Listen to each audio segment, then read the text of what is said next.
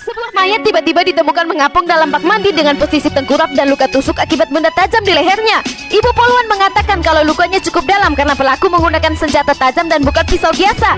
Lalu ia memastikan untuk mendapatkan bukti senjatanya malam ini juga. Namun atasannya itu melihat ke belakang lalu mereka tersenyum meremehkan poluan ini.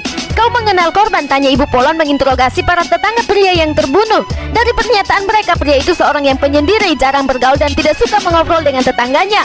Jadi mereka tak tahu dia baik atau tidak. Interogasi yang panjang dan tak ada hasil membuat ibu poluan hampir putus asa. Saksi lain pun dibawa lagi padanya. Pemuda ini mengatakan kalau malam itu dia ada di rumahnya yang bertetangga dengan korban. Saat itu ia sedang merayakan ulang tahun pacarnya. Jadi mereka menghabiskan waktu bersama malam itu berselfie ria untuk memperbarui foto profil sosial medianya.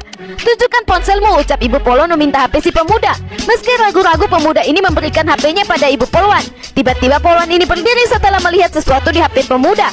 Ia segera menemui atasannya lalu memberikan HP pada asisten komisaris untuk melihat petunjuk yang ia temukan. Foto selfie pemuda itu diperbesar oleh Pak Asisten Komisaris. Ia sungguh terkejut, ia mengenal pelakunya. Arjun Segal, ucapnya. Di sisi lain, pemuda ini bersiap untuk berkendara. Tiba-tiba kaca mobilnya diketuk oleh ibu poluan. Seketika itu ia dibawa dan dilemparkan ke dalam gudang di kantor polisi. Pemuda bernama Arjun ini berteriak pada polisi untuk bukakan pintu sebab ia tak tahu kenapa ia ditahan. Beberapa jam kemudian, para polisi masuk ke dalam ruangan menemui pemuda.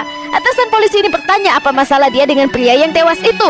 Siapa dia? Tanya pemuda bingung. Polisi menyebutkan alamat lengkap pria itu, tapi pemuda menggelengkan kepalanya dan bilang kalau ia tak mengenalnya.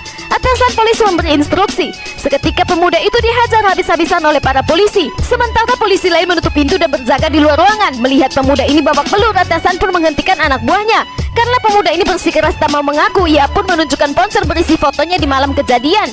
Dengan bangga, Pak Polisi menyatakan ia bersalah dan kasus ini selesai sampai di sini. Namun ketika para polisi keluar dari ruangan interogasi, ada masalah lain yang menanti mereka. Seorang pemuda lain yang wajahnya sama persis dengan pemuda tadi dibawa ke kantor polisi.